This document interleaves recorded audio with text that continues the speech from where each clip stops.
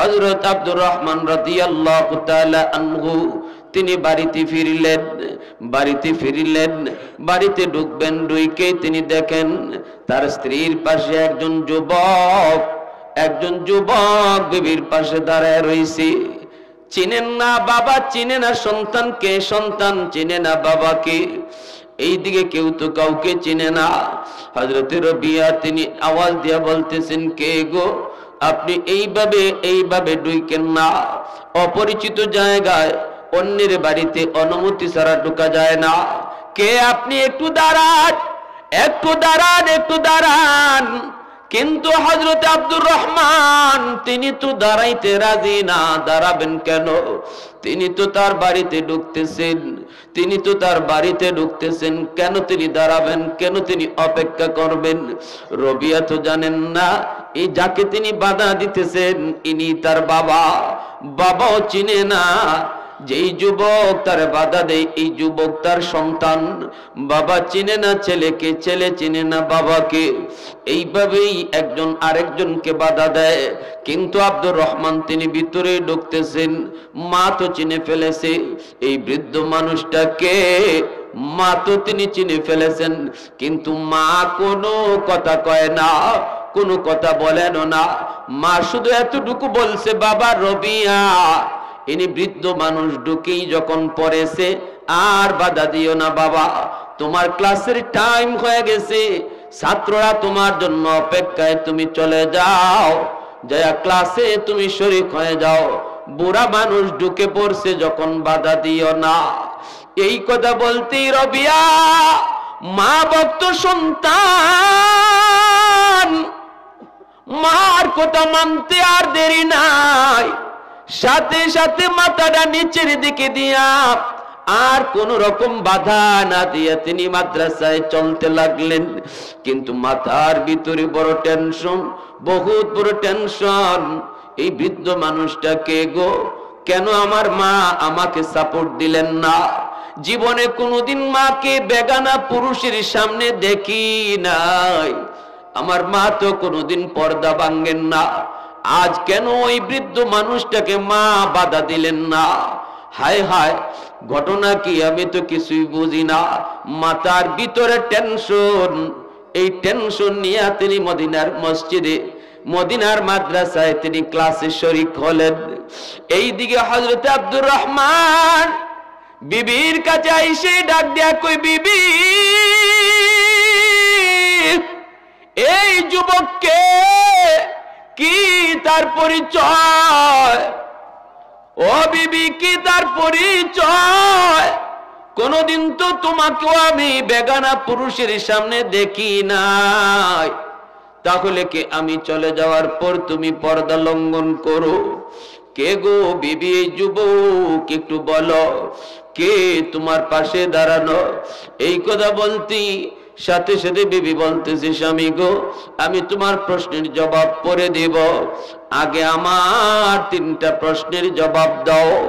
প্রথম প্রশ্ন হলো, আল্লাহ নবীর হাদিস, নবীর সুন্নত, লম্বা কোন সফর থেকে আসলে পরে মসজিদে অবস্থান করতে হয়, মসজিদ থেকে ঘরে খবর পাঠাইতে হয়, এই সুন্নতটা তুমি কেন লঙ্ঘন করেছ? কেন তুমি মানো নাই? 2 নম্বর হলো, নিজের বাড়িতে ঢুকতে গেল সালাম দিয়ে ঢুকতে হয়, কেন তুমি সালাম দিয়ে অনুমতি নেও নাই? এই সুন্নতটাও কেন তুমি বাদ দিয়েছ? 3 নম্বর হলো, এতদিন সফর করে আসছে গোস্বামী, তুমি কি আমার মায়ার নবীর রওজা জিয়ারত আগে করবা না? নবীর রওজা খানা আগে জিয়ারত না কইরা কেমনে তুমি আগে বাড়িতে আসলা? এই 3টা প্রশ্নের জবাব তুমি আগে দাও, তারপরে বলবো এই যুবককে কেন আমার পাশে দাঁড়ায়া ছিল। জোরে কোন সুবহানাল্লাহ, আর একটু জোরে কোন সুবহানাল্লাহ। প্রশংসা করব কার? আর একটু জোরে মালিকের নাম। প্রশংসা করব কার? আলহামদুলিমান কদ্দারা খাইরান ওয়া খাবালা, আলহামদুলিমান কদ্দারা খাইরান ওয়া খাবালা, والشكر لمن صور حسنه وجمالا فرد صمد عن صفة خلق بريء رب أزلي خلق الخلق كمالا لا ضد ولا ند ولا حد لمولا لا ضد ولا ند ولا حد لمولا الآن كما كان ولم يلق زوالا الآن كما كان ولم يلق زوالا محبতের সাথে বলেন আল্লাহু আকবার। হযরত রবিয়াতুর রায়ের মা যখন এই কথা বলছেন যে আপনি তিনটা সুন্নত আগে আদায় করেন, এরপরে আপনারে জবাব দিব এই যুবক কে ছিল আমার পাশে, সাথে সাথে হযরত আব্দুর রহমান রাদিয়াল্লাহু তাআলা আনহু তিনি চলে গেলেন, আর কথা বললেন না, সুজা চলে গেলেন মসজিদে নববীতে, যাইয়ে আল্লাহ নবীর রওজার পাশে যাইয়া নবীর রওজা জিয়ারত করতেছেন, নবীকে সালাম জানাইছেন। এমনি তাকায় দেখেন রওজা শরীফের কাছেই ওই যুবক, যেই যুবক তার স্ত্রীর কাছে কিছুক্ষণ আগে ছিল দাঁড়ানো, ওই যুবক রওজা শরীফের কাছেই অনেক ছাত্র নিয়ে বৈশা হাদিসের মসনদে উস্তাদ হইয়া সে আল্লাহর নবীর হাদিস পড়াইতেছে আর নবী রওজা শরীফ থেকে শুনতেছে। সুবহানাল্লাহ, জোরে বলেন। আল্লাহর নবীকে রওজা শরীফে শুয়ে শুয়ে নবীকে রাইখা, দ্বীনের নবী মায়ার নবীকে শুনায় শুনায় তিনি এরকম হাদিস পড়াইতেছেন, আল্লাহর নবীর হাদিস পড়াইতেছেন রওজা শরীফের কাছে। এই দৃশ্যটা দেখে হযরত আব্দুর রহমান রাদিয়াল্লাহু তাআলা আনহু চোখ থেকে দর দর করে পানি পড়ে, আর মনে মনে ভাবতেছেন চিনি না এই যুবককে, কিন্তু মালিক তুমি যদি আমাকে এমন একটা সন্তান দিতা, এমন একটা সন্তান যদি আমাকে দিতা, যেই সন্তান আমার নবীর রওজার পাশে বইসা বইসা হাদিস পড়ায় গো, আমার নবীকে শুনায় শুনায় নবীর হাদিসগুলা পড়াইতেছে, এমন একটা সন্তান যদি আল্লাহ তুমি আমাকে দিতা, আমাকে যদি তুমি এমন একজন বাবা তুমি বানাইতা, হাসরের মাঠে তোমার সামনে একজন মুহাদ্দিসের বাবা হিসাবে আমি পরিচয় দিতাম, মালিক তোমার হাতে আমি পাগড়ি নিতাম। মনের ভিতরে কত ইচ্ছে কত তামান্না জাগলো, চোখ থেকে দর দর করে পানি পড়তেছে আর কাঁদতেছেন। আমার নবীকে সালাম জানায় তিনি কান্না শুরু করে দিলেন। হযরত রবিয়া তিনিও তাকায় তাকায় দেখতেছেন ওই বুড়া মানুষটা এখন নবী রওজার পাশে আইসা তার দিকে তাকায় তাকায় চোখের পানি জড়ায় জড়ায় কাঁদতেছে। রবিয়া তো চিনেন না, রবিয়া এখনো টেনশন মাথার ভিতরে, এই বৃদ্ধ মানুষটা কে, কি তার পরিচয় জানি না গো, কি তার পরিচয় জানলাম না। মনের ভিতরে কত প্রশ্ন নিয়ে তিনি হাদিস পড়ান। এই অবস্থায় তিনি তিনটা সুন্নত আদায় করে তিনি বাড়িতে গেলেন, যাইয়া বিবিকে সালাম দিলেন। এরপরে বলতেছেন চোখের পানি মুইছে, বিবি বিবি আমি তিনটা সুন্নত আদায় করে এসেছি, কিন্তু কান্না করি কারণ কি গো বিবি জানোনি, যেই যুবককে তোমার পাশে দেখেছি এই যুবক তো আমার নবীর রওজার পাশে বইসা বইসা হাদিস পড়ায়। মনের ভিতরে আমার আবেগের ঢেউ শুরু হয়ে গেল, কে সেই যুবক আমার নবীর শোনায় শোনায় হাদিস পড়ায়। আল্লাহ যদি আমাকে এমন একটা সন্তান দিতেন গো বিবি, এমন একটা সন্তানের বাবা যদি আমি হতে পারতাম ধন্য ছিলাম। এই কথা মনে করে আমি অনেকক্ষণ সেখানে কাঁদছি, অনেকক্ষণ সেখানে কাঁদছি। এই কথা বলতেই রবিয়ার মা কাছে আইসা স্বামীকে জড়ায় দইরা চোখের পানিটা মুইছে তিনি আদর করে কই, স্বামী গো ও স্বামী আর কাইন্দো না, আর মনে আক্ষেপ নিও না, মনের ভিতরে আর আশা জাগাইতে হবে না, তোমার মনের ভিতরের তামান্না আল্লাহ কবুল করেছে। যেই যুবককে তুমি দেখেছো নবীর রওজার পাশে বইসা বইসা আমার নবীর হাদিস পড়ায়, এই যুবকের নাম হলো হযরতে রবিয়া, মদিনার মসজিদের ইমাম। মদিনার মানুষ তারে মদিনার মসজিদের ইমাম তারে বানাইছে গোস্বামী। শুধু তাই নয়, এই মাদ্রাসার হেড মুহাদ্দিস। শুধু তাই নয়, মদিনার সবচেয়ে বড় আলেম। জানুনি সে কে? এই যুবকই হলো তোমার ঔরসজাত সন্তান, যেই সন্তান কি তুমি আমার পেটে রেখে চলে গেছিলা। স্বামী স্ত্রী দুজন কান্না করে করে আল্লাহর শুকরিয়া আদায় করে, শুকরিয়া আদায় করে। এরপরই স্বামী বলতেছি, বিবি গো চলো চলো, আমার সন্তানের কাছে নিয়ে চলো, আমার সন্তানের কাছে নিয়ে চলো। বাপ মা দুজন ওই মসজিদে মাদ্রাসার কাছে সেই মা আস্তে করে আড়াল থেকে ডাক দিলেন, বাবা, ও বাবা রবিআ। ডাক শোনা মাত্রই তিনি সাথে সাথে পড়া বন্ধ করলেন। মায়ের ডাক সাথে সাথে তিনি পড়া বন্ধ করে দিলেন।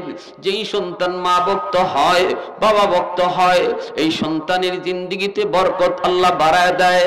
সন্তানের লেখাপড়ার ভিতরে আল্লাহ বরকত বাড়ায় দেয়। এই সন্তানের রুজির ভিতরে আল্লাহ বরকত বাড়ায় দেয়। যেই সন্তানের উপরে মা রাজি, বাবা রাজি, এই সন্তানের হায়াতের ভিতরে আল্লাহ বরকত বাড়ায়। লেখাপড়ার ভিতরে বরকত আল্লাহ বাড়ায়, রুজির ভিতরে আল্লাহ বরকত বাড়ায়। আর যেই সন্তানের উপরে বাপ মার বদদুয়া, এই সন্তানের হায়াতে বরকত আল্লাহ কেড়ে নেয়, রুজির বরকত আল্লাহ কেড়ে নেয়।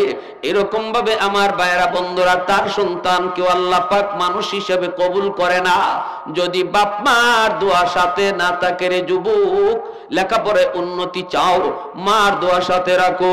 ব্যবসা বাণিজ্যে উন্নতি চাও, বাবার দোয়া সাথে রাখো। হায়াতের ভিতরে বরকত চাও, অ্যাক্সিডেন্ট হয়ে যাবে, এরপরও হবে না। যদি আল্লাহ পাক ফিরাইয়া দিবে, পিছনে যদি বাপ মার দোয়া থাকে। হওয়ার কথা না, এরপরও হয়ে যাবে যদি পিছনে বাপ মার দোয়া না থাকে। রে যুবক, বাপ মার যদি কষ্ট তোমার পিছনে থাকে, তাহলে যেটা হওয়ার ছিল না সেটাও তোমার কপালে হয়ে যাবে। এজন্য মনে রাখবা, বাইজিদ বুস্তামি কিন্তু মার দোয়ায় ওলি হয়েছেন।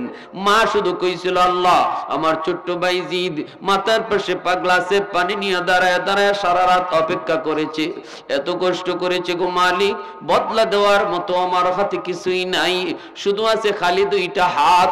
আমি মা তোমার দরবারে হাত দুইটা বাড়ায় দিলাম, আমার বাইজিদকে জগতের ওলিদের সরদার বানাও। সাথে সাথে আল্লাহ দোয়া কবুল করে নিছে। এ যুবক, এই কবরস্থানে কে শুয়ে আছে, কার মা কার বাবা শুয়ে আছে জানি না। রে যুবক, জানি না কার দাদা কার দাদি শুয়ে আছে। কি করবা জানোনি?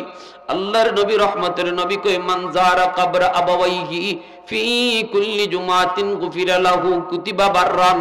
সন্তান যদি তুমি 5 বছর মাদ্রাসায় পড়াও, এই সন্তান বাবার কবরের পাশ দিয়ে গেলে গান গেয়ে যাবে না। এই সন্তান মার কবরের পাশ দিয়ে গেলে গান গেয়ে গেয়ে যাবে না। এই সন্তান যদি দেখে মার কবর, বাবার কবর, সাথে সাথে তার মুখ থেকে ইয়াসিন সূরা বের হবে। আল্লাহর নবী রহমতের নবী কয়, সন্তান যখন মার কবরের পাশে, বাবার কবরের পাশে কোরআন তেলাওয়াত করে, সাথে সাথে আল্লাহ কবরটারে জান্নাতের বাগান বানায় দেয়। ইমাম সাহেব কবরের পাশে কোরআন তেলাওয়াত করলে পরে কবরের আযাব মাফ। হাদিস আমরা পাই না, কিন্তু হাদিস পেয়েছি, সন্তান যদি বাপমার কবরের পাশে ইয়াসিন পড়ে তিলাওয়াত করে, আল্লাহ পাক কবরের আযাব মাফ করে দেয়। অতএব সন্তান তোমার কবরের পাশ দিয়া গান গেয়ে যাবে নাকি কোরআন তেলাওয়াত করবে, সিদ্ধান্ত নিতে হবে এখন, সিদ্ধান্ত নিতে হবে এখন। মাদ্রাসায় যদি ভর্তি করো, গান গাবে না, তিলাওয়াত করে করে কবরের পাশ দিয়া যাবে। আর যদি শিশুকালে আগডুম বাগডুম গোড়াডুম সাজে শিখাও, আর সাইকেল চালানি আর ব্যাঙ্গের লাভ শিখাও, তাহলে এই সন্তান কবর দেখলেও তিলাওয়াত বের হবে না, সারে গামা বের হবে। ঠিক কিনা? কে শিখাইবা? আমার কবরের পাশ দিয়ে আমার সন্তান কেমন করে যাবে? বাপ মার সিদ্ধান্ত নিবে বাপ মা। বাপ মার সিদ্ধান্ত যদি সঠিক হয় সন্তান কোরআন পড়বে, সিদ্ধান্ত যদি রং হয় তাহলে গান গাবে। এজন্যই বলতেছিলাম এইবার হযরত রবিয়ার বাবা মা দুজন আইসেই ডাক দিলেন, বাবা রবিয়া। ডাকটা শোনা মাত্রই তিনি পড়ালেখা বন্ধ করে দিলেন। মা যদি ডাক দেয়, বাবা যদি ডাক দেয়, নফল নামাজে থাকলেও শরীয়তের মাসালা হলো নামাজ ভাঙ্গা বাপ মার ডাকে সাড়া দেওয়া আপনার উপরে ফরজ। সুবহানাল্লাহ, জোরে কইবেন না। মাসালা, আপনি নফল নামাজে দাঁড়াইছেন, পাশের রুম থেকে আপনার আম্মা অথবা আপনার আব্বা ডাক দিছে, বাবা আব্দুল করিম। উনি জানেন আপনি যে নামাজে, মা জানেন আপনি যে নামাজে। মাসালা হলো যদি নামাজ নফল হয় সাথে সাথে নামাজ ভাঙতে হবে। ভাঙ্গিয়া আম্মা কেন ডাক দিছো, আব্বা কেন ডাক দিছো জবাব দিতে হবে। আর যদি নামাজ ফরজ হয়, বলবো মাসালাটা বলবো, ফরজ নামাজে যদি আপনি থাকেন আর আপনার আম্মা আপনারে ডাক দেয়, বাবা কইরে, বাবা কইরে, মা আপনার বাবা মা ডাক দিল, বাবা ডাক দিল, তখন আপনি কি করবেন? নামাজ ভাঙবেন না ভাঙবেন না? মাসালা হলো আপনি একটু খেয়াল করবেন, মা কি এমনি ডাক দিছে নাকি মা বিপদে পড়ে ডাক দিছে? আপনাকে একটু বুঝতে হবে। যদি বুঝেন যে মা খাট থেকে পড়ে গেছে, কইরে বাবা ধর, এটা হইলো এক ডাক। আর একটা হলো বেটা আব্দুর রহিম কোথায়, এটা হইলো আরেক ডাক, ঠিক না? যদি আপনি বুঝেন বাবা বাথরুমে যায় পিছলায় পড়ে গেছে আর ওই অবস্থা আপনারা ডাক দিছে, তখন মাসালা হলো ফরজ নামাজ ভাঙ্গা মা বাবার পাশে যাওয়া আপনার জন্য ফরজ। ফরজ নামাজ ভাঙতে হবে। আর যদি আপনি বুঝেন যে না এমনিতেই ডাক দিছে, যে ডাকটা আপনার পরে শুনলেও হবে, নামাজ শেষ করে যাইয়া কাছে গেলেও অসুবিধা নাই, বিপদে পড়ে না কোন একটা কথা কইতো বা কোনো কিছু একটু জিজ্ঞেস করতো, যদি এমন ডাক বুঝেন তাহলে আপনি ফরজ নামাজটা শেষ করবেন। শেষ কইরে সুন্নত পড়তে পারবেন না, নফল পড়তে পারবেন না, দৌড় দিয়া যাবেন মার কাছে গিয়ে, আম্মা কেন ডাক দিছিলা, আব্বা কেন ডাক দিছিলা, এই কথাটা শুনতে হবে। একটা মাসালা জানা 70 রাকাত নফল নামাজ পড়ার চেয়ে বেশি সওয়াব। জানলাম তো মাসালাটা। এবার বুঝেন আল্লাহ পাক বাপমার ডাকের বিষয়টারে কত গুরুত্ব দিছে। দিবে না কেন? পবিত্র কোরআনুল কারীমের ভিতরে আল্লাহ তার হকের পাশাপাশি বাপমার হক রাখছেন। আল্লাহ যে চেয়ারটাতে বইছেন পাশের চেয়ারটাতেই মা বাবার চেয়ার রাখছেন। আনিশকুর লি ওয়ালি ওয়ালিদাইক, আনিশকুর লি ওয়ালি ওয়ালিদাইক, সূরা লোকমান। বনি ইসরাইল ওয়াকাদা রাব্বুকা আল্লা তা'বুদু ইল্লা ইয়্যা ওয়া বিল ওয়ালিদাইনি ইহসানা। আল্লাহর চেয়ারের পাশেই বাপমার চেয়ার বসা। ওয়া ইয়াসআলুনাকা মাযা ইউনফিকুন, সূরা বাকারা। কুল মা আনফাকতুম মিন খায়র ফালিল ওয়ালিদাইনি ওয়াল আকরাবিন। কই আল্লাহ পাক এখানে মা বাবার জন্য সন্তান সবার আগে টাকা পয়সা খরচ করবে এই নির্দেশ জারি করেছেন।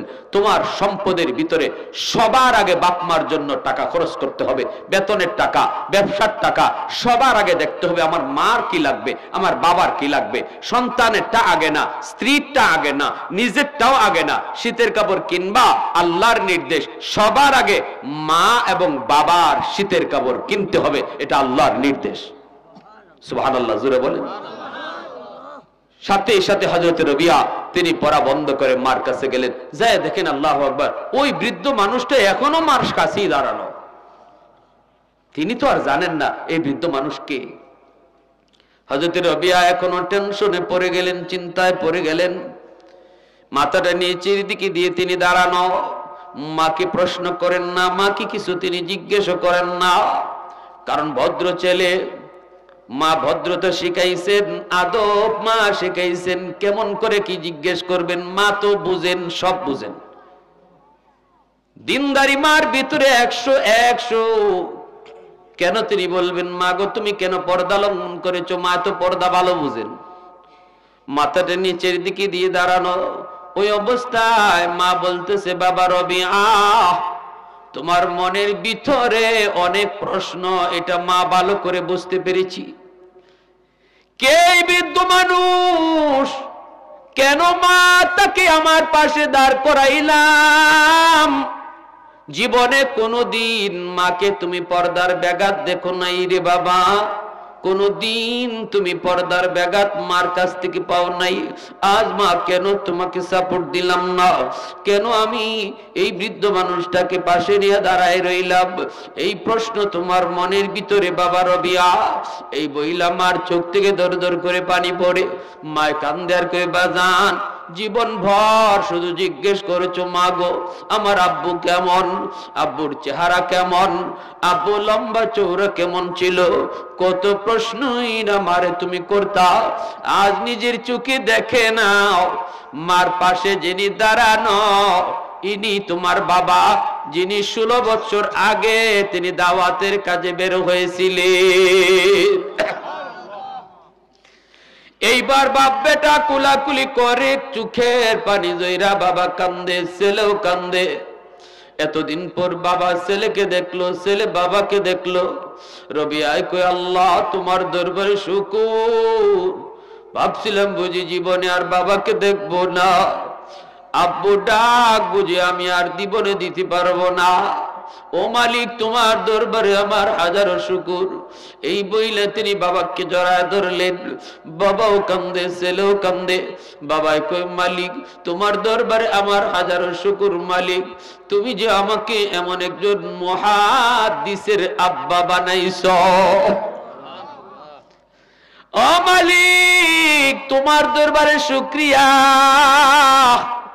তুমি যে আমাকে এত বড় একজন আলেমের বাবা বানাইছো। এই বইলে দুজন কোলাকুলি কইরে চোখের পানি মুইসা এখন বাড়ির দিকে রওনা দিবেন। ছেলে বলতেছে আব্বা আপনি আগে যান, বাবাই বলতেছে না বাবা তুমি আগে হাঁটো, আমরা বাপ মা তোমার পিছনে পিছনে হাঁটবো। রবিয়া বলতেছে না গো বাবা আপনি আগে হাঁটেন, আমি আপনার পিছনে যাব। মাদ্রাসায় পড়া মানেই হলো সন্তানকে আদব শেখানো হয়, ঠিক কিনা? কত শিক্ষকের বুকে পিস্তল ধরে স্কুল কলেজ ভার্সিটিতে যুবক, কিন্তু মাদ্রাসার ছাত্র উস্তাদের জুতা বাইল করে দেয়।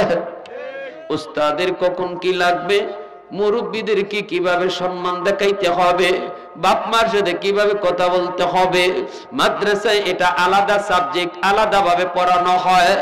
এজন্যই কোন মাদ্রাসার উস্তাদ অথবা আলেমের বাপ মাকে বৃদ্ধাশ্রমে পাওয়া যায় না। শিল্পপতি কুটিপতি বড় বড় অফিসারের বাপ মারও বৃদ্ধাশ্রমে পাওয়া যায়, কিন্তু হাফেজ আলেমের বাপ মা আজও পর্যন্ত কেউ বৃদ্ধাশ্রমে দেখাইতে পারে নাই। আল্লাহু আকবার, জোরে কোন, আরো জোরে কোন আল্লাহু আকবার। 5,000 টাকা 10,000 টাকা 15,000 টাকার বেতন একজন ইমাম সাহেবের, মাদ্রাসার উস্তাদের বেতন 10,000 12,000, কষ্ট করে চলে। এরপরেও কোন সন্তান মারে পালতে পারি না, বাবারে খাওয়াইতে পারি না কইয়া বৃদ্ধাশ্রমে দেয় না। কোটি কোটি টাকার মালিক, টাকার হিসাব নাই, এরপরেও সন্তান বাবারে বৃদ্ধাশ্রমে দিয়ে আসে, ঠিক না? প্যারে হাজিরিন, এজন্য হযরত রবিয়া বলতেছে আব্বা আপনি আমার বাবা, আপনি আগে থাকবেন, আমি আপনার পিছনে যাব। এটা আদব, এটা আদব। আপনি বড়, আপনি বড়। আর বাবা কইতেছে না বাবা তুমি যদিও আমার ছেলে, আল্লাহ তোমারে বড় বানায় দিছে, তুমি আগে হাঁটো, আমি পিছনে হাঁটবো। এখন বাবাও আগে যায় না, ছেলেও আগে যায় না, পড়ছেনি বিপদ, কেউ আগে যাইতে চায় না। ছেলে কয় বাবারে তুমি বড়, আর বাবায় কয় না তুমি বড়। এখন এই অবস্থায় হযরত রবিয়া বলতেছে আম্মা তুমি ফয়সালা দাও, কে আগে যাবে? মারে বিচারক মানা হইছে, আম্মা তুমি কও আব্বা আগে যাইবো না আমি আগে যাইবো?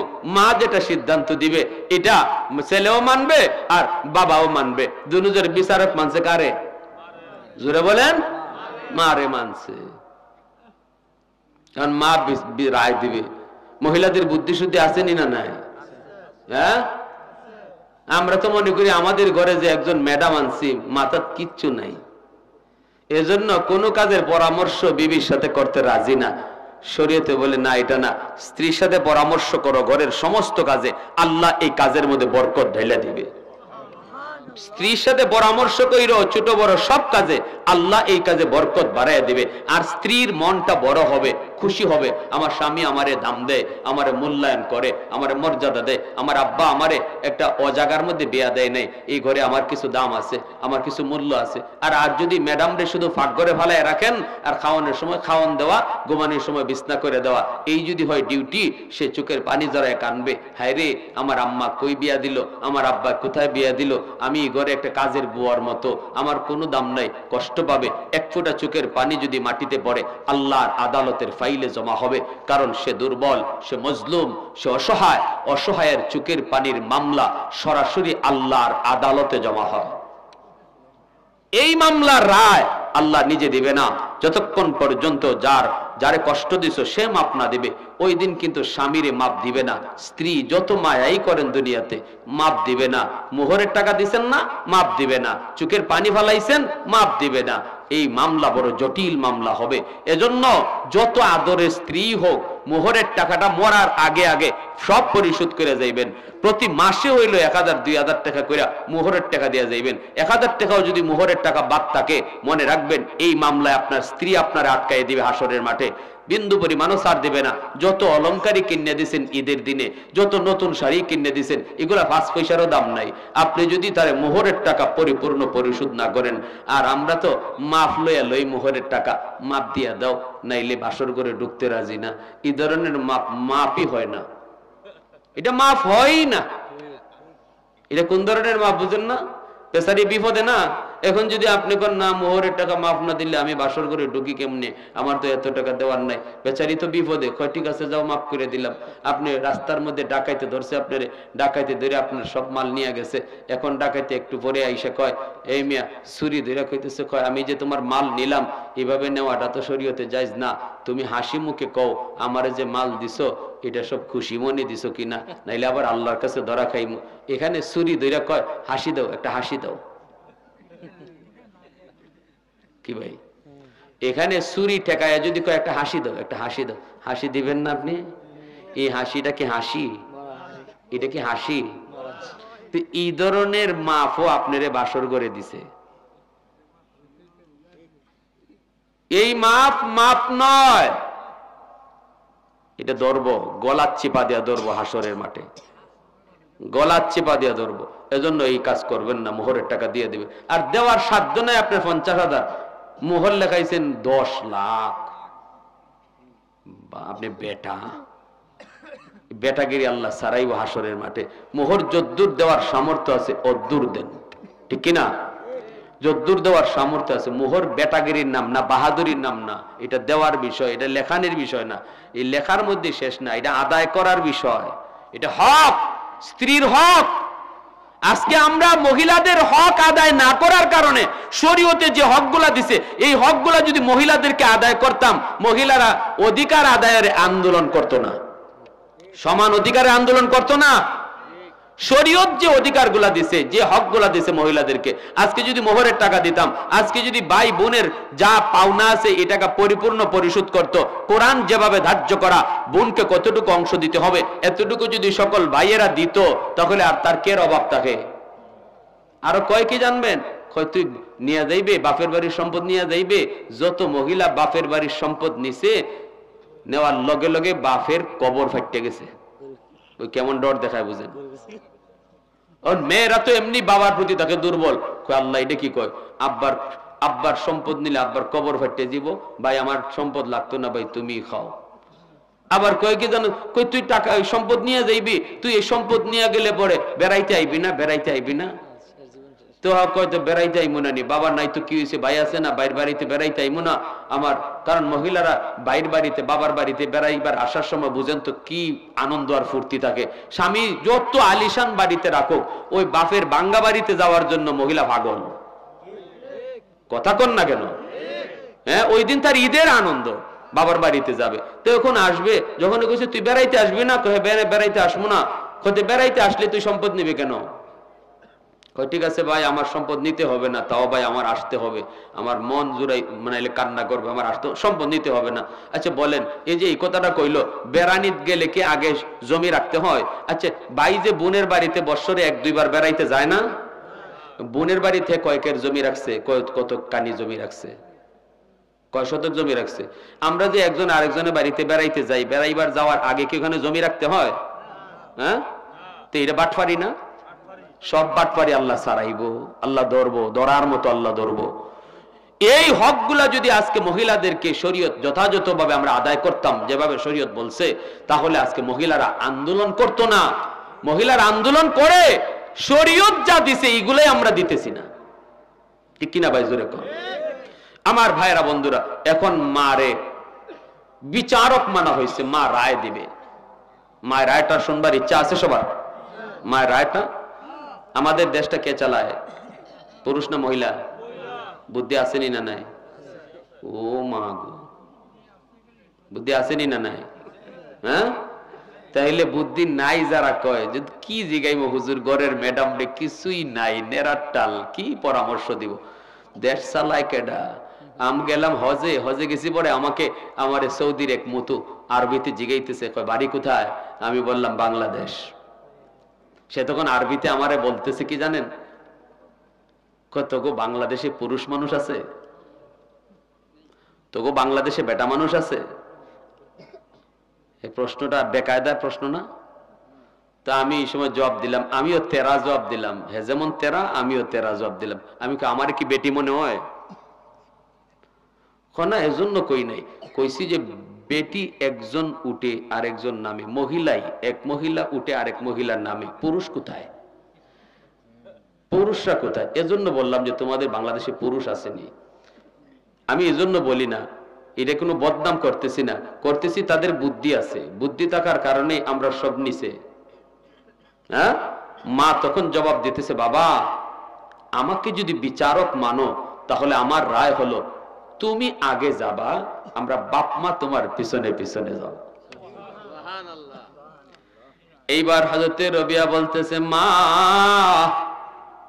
ও মা, কেন তুমি এই রায় দিয়েছো? বুঝায় কও কোন কারণে আমি আগে থাকবো আর তোমরা পিছনে থাকবো? বাবা আমার পিছনে থাকবে, আমি আগে থাকবো কোন কারণে? কোন যুক্তিতে আমি বড়, কোন যুক্তিতে বাবা ছোট? মা গো তুমি বুঝাও।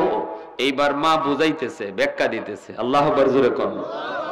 বুদ্ধি না তাহলে ব্যাখ্যা দেয়নি মিয়া? হ্যাঁ, আর এই মাই তো, যেই মা বাবা সারা 16টা বছর ছেলেরে মাদ্রাসায় পড়াইয়া মদিনার সবচেয়ে বড় মুহাদ্দিস বানাইছে। আজকে যে সকল মায়েরা মনে করেন যে এই ফুলা নষ্ট হয়েছে বাপ বিদেশ থাকার কারণে, আমি বলি না, তাহলে রবিয়ার মার সামনে জবাব দিতে হবে আপনাকে হাসরের মাঠে। রবিয়ার মা যদি পারলো বাপ সারা ছেলেটাকে আদর্শ একজন ছেলে বানাইতে, বাবা সারা যদি মা পারলো ছেলেকে আদর্শ সন্তান বানাইতে, তুমি কেন পারবা না? হাসরের মাঠে আল্লাহ জবাব নিবে, ঠিক কিনা? জোরে কর। রবিয়ার মাও মা, তুমিও মা। রবিয়ার মাও মা, তুমিও মা। রবিয়ার মা যদি পারলো, তুমি কেন পারবা না? জবাব দিতে হবে। অজুহাত দেওয়ার কোনো সুযোগ নেই আল্লাহর সামনে। আল্লাহ বাপ না থাকার কারণে ফুলা বেনামাজি হইছে, বাপ না থাকার কারণে ফুলা ইয়াবাকুর হইছে, বাপ না থাকার কারণে ফুলা নেশাকুর হইছে। আল্লাহর কাছে এই অজুহাত টিকবে না, ঠিক কিনা? কথাগুলো কঠিন হয়ে যাইতেছে, কিন্তু এরপরও আমি বলতে বাধ্য, কারণ প্রসঙ্গে চলে আসছে। আমার মা বোনেরা খেয়াল করে শুনবেন।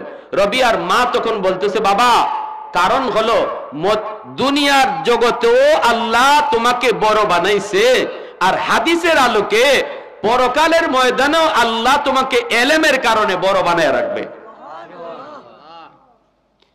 এ বাবা রবিয়া, দুনিয়ার জমিনেও তোমাকে মদিনার মানুষ মসজিদে নববীর ইমাম, মদিনার মসজিদের ইমাম হলে তুমি, আর তোমার বাবা হলো মুক্তাদি। মুক্তাদি সর্বদা ইমাম সাহেবের পিছনে থাকে, ইমাম সাহেব সর্বদা আগে থাকে। দুনিয়ার জমিনে তুমি হলে তোমার বাবার আগে। ইমাম যদি ছেলে হয়, বাবা যদি মুক্তাদি হয়, তাহলে ছেলে আগে দাঁড়ায়, মুক্তাদি পিছনে দাঁড়ায়, ঠিক কিনা? জোরে বলেন। দুনিয়ার লাইনেও দেখতেছি আমরা তুমি আগে, তোমার বাবা তোমার পিছনে। আর হাসরের ময়দানে আল্লাহ পাক রব্বুল আলামিন যখন বলবে, কই রে আমার কোরআনের পাখিরা, তোমরা জান্নাতে যাও। সেদিনও বলবে আমার কোরআনের পাকের সুপারিশে যতজন জান্নাতে যাইতে চায় জান্নাতে পাঠায় দাও। 10 জন মানুষকে আল্লাহ জান্নাত দিবে হাফেজ কোরআনের সুপারিশে। কাদ ওয়াজাবাত লাহুন নার, যেই 10 জনের জন্য জাহান্নাম ওয়াজিব হয়ে গেছিল, মা বাবা, দাদা দাদি, নানা নানি, শ্বশুর শাশুড়ি, লজিং মাস্টার নি, এই 10 জন মানুষ সবার আগে তারা সুপারিশ পাবে। ওই দিনও তুমি আগে, তোমার বাপ মা তোমার পিছনে, আর দুনিয়াতেও তুমি আগে, বাবা তোমার পিছনে। এজন্য আজকেও তুমি থাকবা আগে, আমরা থাকবো তোমার পিছনে। একটু জোরে কন্যা সুবহানাল্লাহ। এজন্য বলি বাবা, একটু দিলটা নরম করে কথাগুলি শোনো। এমন একজন বাবা হওয়ার কল্পনা নিয়ে সামনে আগাও। বিয়ের আগ থেকে এমন একজন বাবা হওয়ার চিন্তার স্বপ্ন অন্তরে রাখো। আল্লাহর কাছে দোয়া করো, সর্বদা আল্লাহর কাছে দোয়া করো। এমন একজন সন্তান পাওয়ার জন্য একজন মা লাগবে, এমন দিনদার, এমন মার ব্যবস্থা তুমি করো। এরপরে সন্তানটা দুনিয়াতে আসার পর এই সন্তানটাকে শিশুকাল থেকেই তুমি মা যতটা শিখাও, এরপরে তার মাদ্রাসায় ভর্তি করো। 5টা বছর নুরানি মাদ্রাসায় পড়ানোর পর যদি তারে হাফেজ বানাইতে চাও, আলেম বানাইতে চাও, তাহলে নূরুন আলা নূর, আল্লাহর হাতে তুমি মাথায় পাগড়ি পরবা। আর যদি তা না বানাইতে চাও, কলেজ ইউনিভার্সিটিতে পড়াইতে চাও, অসুবিধা নাই, আমরা নিষেধ করি না। তারে ডাক্তার বানাও, ইঞ্জিনিয়ার বানাও, তবে তারে মুসলমানি শিখায় ডাক্তার বানাও, মুসলমানি শিখায় তারে ইঞ্জিনিয়ার বানাও। ডাক্তার হবে তো আদর্শ ডাক্তার হবে, ডাকাত হবে না। ইঞ্জিনিয়ার হবে তো আদর্শ মানুষ হবে, চোর বাটপার হবে না। কালভার্ট বানাইতে যায় আর রড না দিয়া বাঁশ ঢুকায়, এমন ইঞ্জিনিয়ার আসেনি না নাই? ডাক্তার নরমাল ডেলিভারি কেস কয় সিজার লাগবে, 20,000 টাকার লোভে পইরা পেট কেটে দিল। এই ডাক্তারে ডাক্তার বলবেন না ডাকাত বলবেন? আওরের ডাকাত, ঠিক কিনা? এজন্য আমার ভাই, ডাক্তার বানান, তবে মানুষের সন্তান বানায়া ডাক্তার বানান, ইঞ্জিনিয়ার বানান, প্রফেসর বানান, আগে মানুষের সন্তান বানান। এজন্য আলহামদুলিল্লাহ বর্তমানে অনেক পরিবর্তন। বড় বড় সচিব লেভেলের, বড় বড় অফিসার লেভেলের বাচ্চারাও এখন আলহামদুলিল্লাহ মাদ্রাসায় পড়তেছে। মাহফুজুর রহমানরে যখন ঐশিক জবাই করে তার বাপ মারে, তখন এরপরে একজন সচিবকে প্রশ্ন করেছিল একজন সাংবাদিক যে আপনার ছেলেটারে কবি মাদ্রাসায় পড়াইতেছেন, ঘটনা কি? এই ছেলে তো কবি মাদ্রাসায় পড়লে কোনো সার্টিফিকেট পাবে না, এত আপনার মতো সচিব হবে না, তো কেন মাদ্রাসায় ভর্তি করলেন? তখন সচিব জবাব দিছিল, এখনো পত্রিকার কাটিংটা আমার কাছে আছে, কয় সচিব বানাবো পরে, আগে জবাই হওয়া থেকে বাঁচি, ঠিক না? সচিব বানাবো পরে, আগে বাবা জবাই হওয়া থেকে বাঁচি। ওই কিছুদিন আগে হালি জবাই করছে ঐশী। এজন্য এটা সবার কথা, ঐশী ঘরে ঘরে জন্ম নিবে যদি আমরা বাপ মা সতর্ক না হই, ঠিক কিনা? ঘরে ঘরে জন্ম নিবে। আর যদি আদর্শ বাপমা হই, আব্দুল কাদের জিলানী, মঈনুদ্দিন চিশতি আসার দরজা বন্ধ হয় নাই, আল্লাহ এখনো মঈনুদ্দিন চিশতি আপনার ঘর থেকে জন্ম দিবে। নবীর দরজা বন্ধ, ওলির দরজা বন্ধ না। আল্লাহ এখনো ওলি আল্লাহ আপনার সন্তানকে বানাবে যদি বাপমার সিদ্ধান্ত সঠিক হয়।